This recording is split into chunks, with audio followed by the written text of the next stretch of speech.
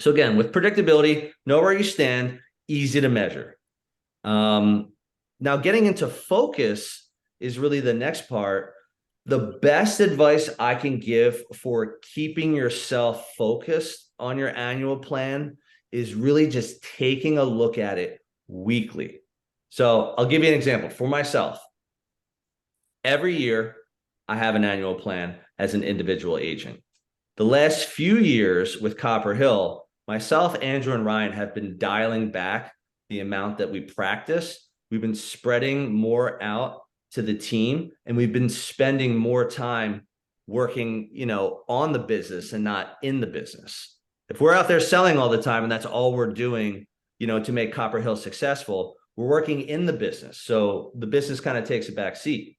If we sell less and we work on the business, well, that allows us to do things like this. I can put in the time every 2 weeks to put together a good quick tip.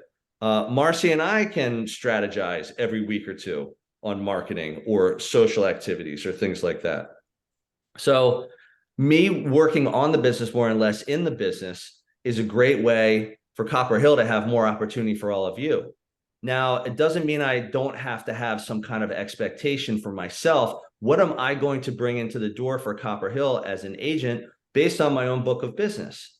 So for myself, the number one thing I recommend is having either a task through HubSpot or a calendar invite through your Google Calendar, or even written down in your monthly planner, however you go about your business every day.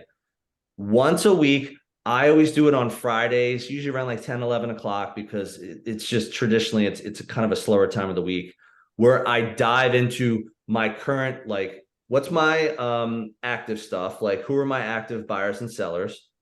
What's my pending stuff? So what do I have under contract?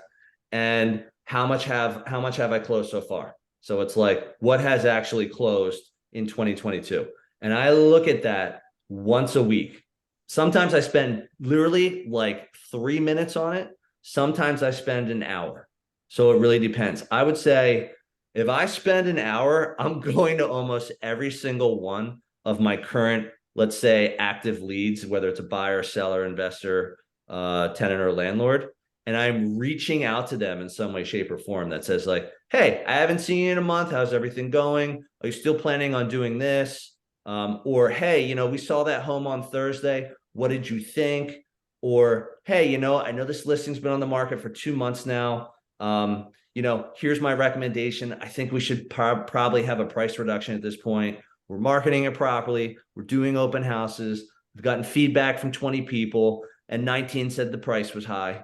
So that's what I do with my weekly reminder, is I literally go client by client, lead by lead, once a week, and it allows me to reach out to those people. Most of the time, me personally, I'm doing it electronically. It's either email or text. It's rare that I pick up the phone and call 20, 30 people and just say, hey, yeah, it's Tim. I talked to you last week, but I'm checking in again. Like, how's everything going? It's just personally, it's not what works for me. And I know it works for some, but that's what I do. And looking at it weekly, my experience is this is going to increase your income alone by 25 to 50%.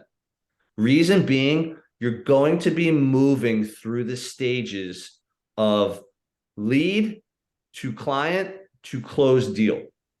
And you're really just keeping tabs on that every single week. Like, if you let it go weeks or months, like, let's say you start in January 2023 and you don't look at anything on an annual plan or your current leads until like the end of March. So you let a whole quarter go by, and then you start looking at things. You're like, whoa, I didn't really have anything going on. Like, nothing's happening. And then you reach out to people and people are like, nah, I'm not interested anymore. Or like, nah, I'm going to put that on hold. And that could have been also a product of us just not communicating enough.